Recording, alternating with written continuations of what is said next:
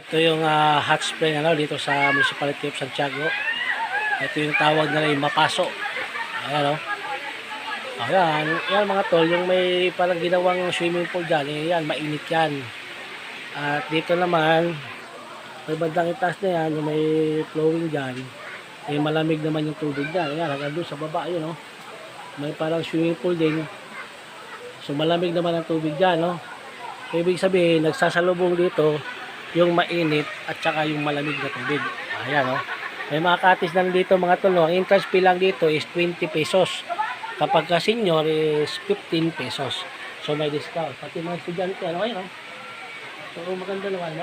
Medyo nga lang, galing sa labas, medyo maglalakad ka pa, medyo akyatin ng kaunti. Pero okay naman, enjoy ka naman sa hiking eh. Di ba?